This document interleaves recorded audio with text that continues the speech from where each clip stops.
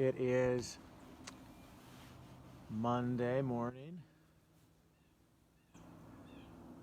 November 16, and welcome you. Let's see, Suzanne and Daryl, good morning to you. Hope you guys are having a good Monday morning. Welcome everybody. Let's see, Jan Akins and Janisa, good morning to you both. Mike and Joe Stromberg, Wendy Chadwick and Jeremy, Kim Johnson and Michael, welcome to you this morning, all the way there in Nashville, Tennessee. Hope you guys are enjoying your time. Michael, my brother, happy birthday today. Hope you guys are enjoying your day and your time there. Morning, everybody. There's a bunch of names going by. I always miss these. Oh, you know, I don't know a permanent solution to. Whoops, why isn't it? It is kind of frustrating. Let me know if that helped. Morning, Mom. I see you there. Brandy Ankar, good morning. See, I see a bunch of likes. That must have helped, the microphone.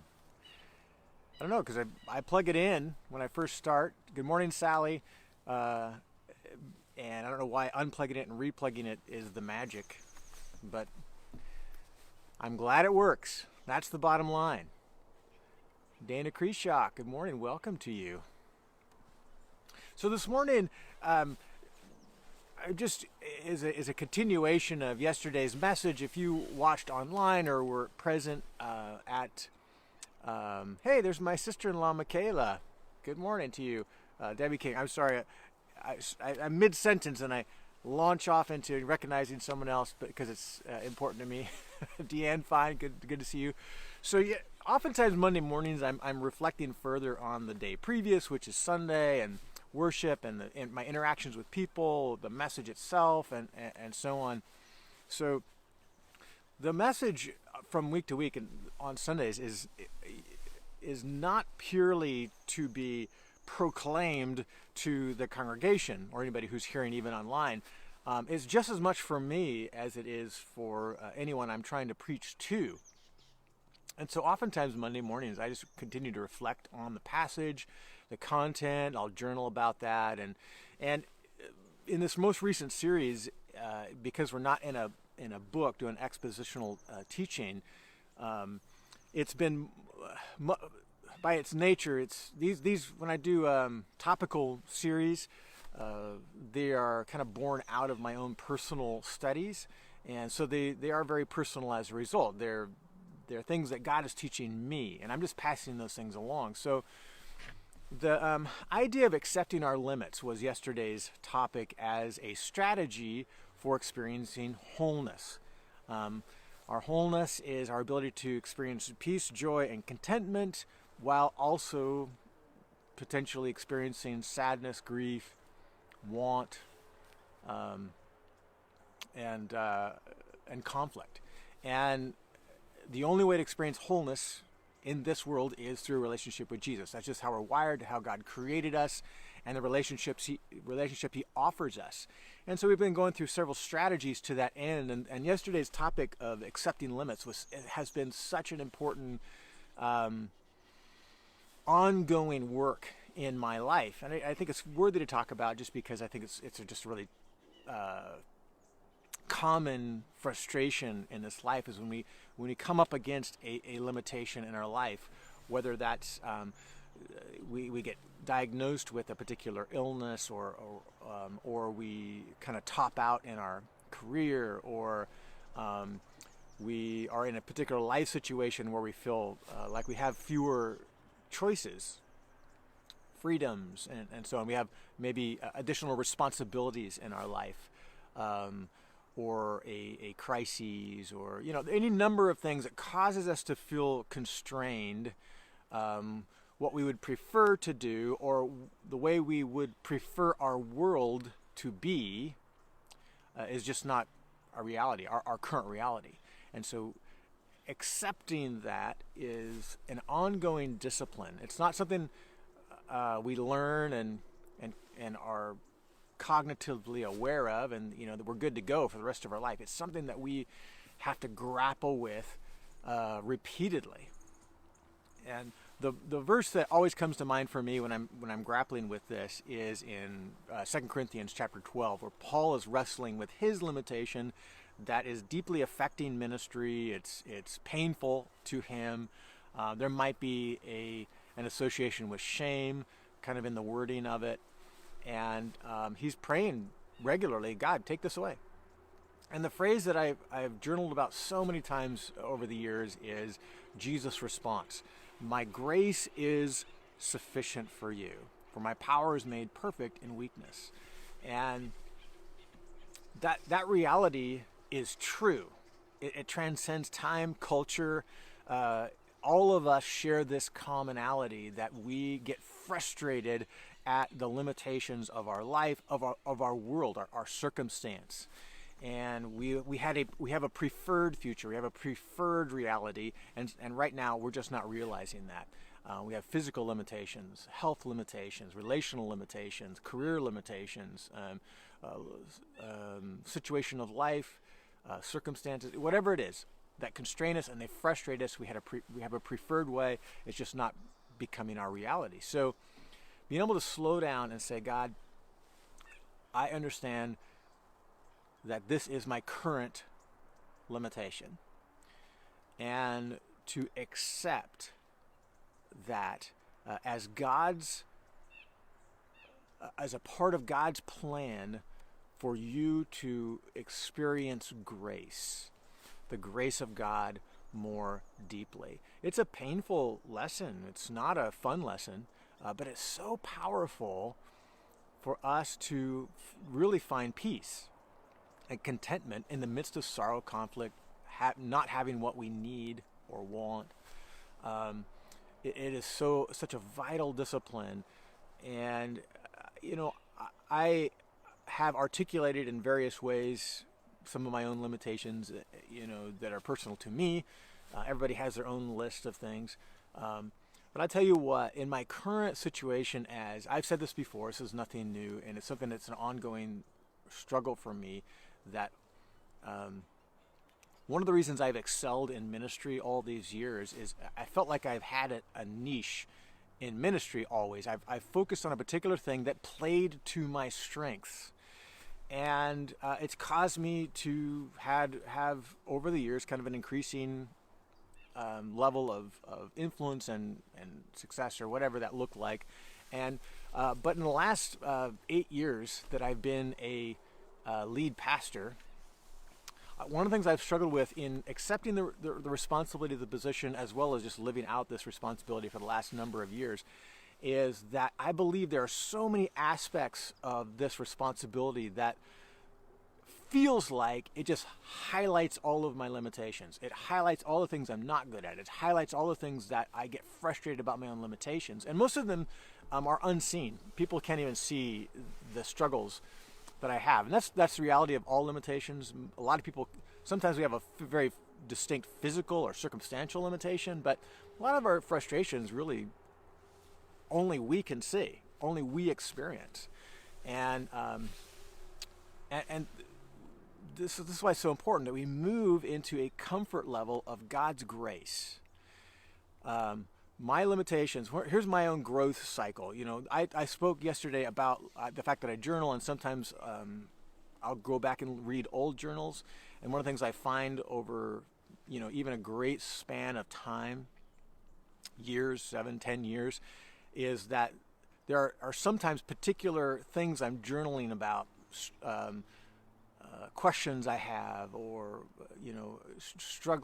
things I'm grappling with, that are reoccurring journal entry points throughout a long period of time, and this is one of those. Accepting limits is one of those reoccurring journal entries, and I can read over a lot of years how God has revealed himself in increasing ways to me without removing the limitation.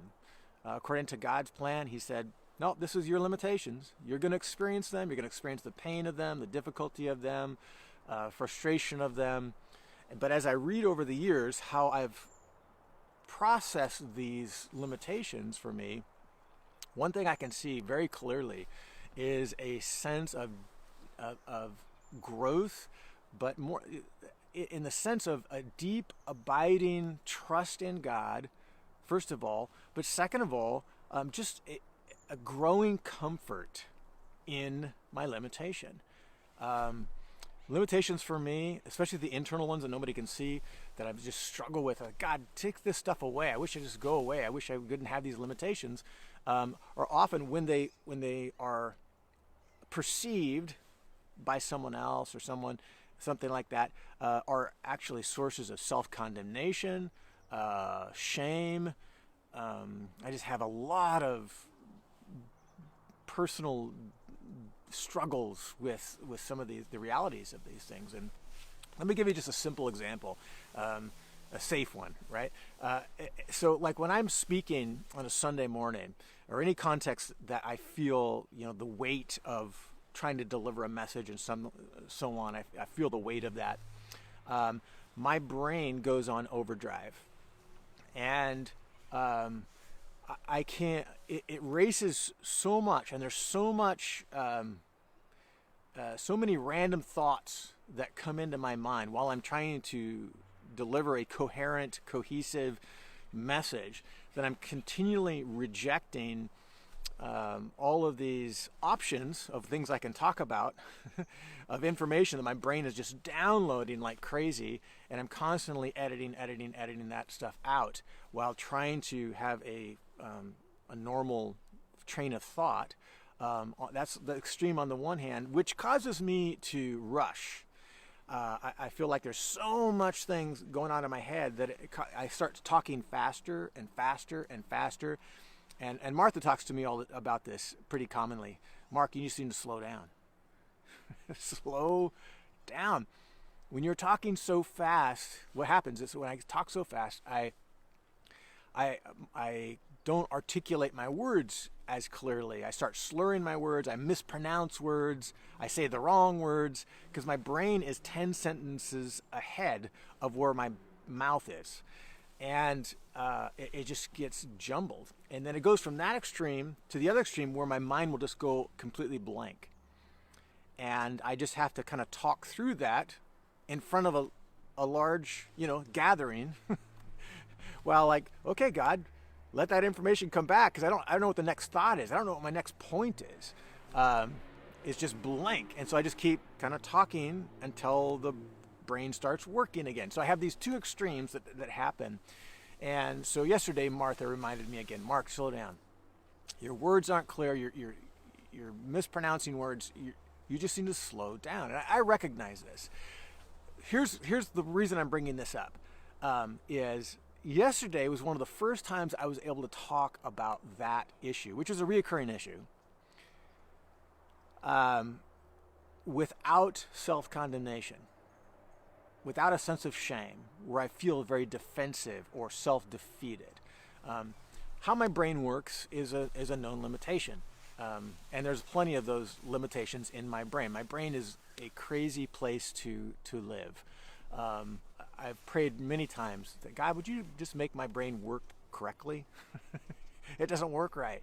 It is such a limitation. And if you only knew the half of it, what it feels like to live inside my head, it's just been a source of, in my ministry especially, my how God has seemed to use me, just a source of, God, change this. It's such a limitation.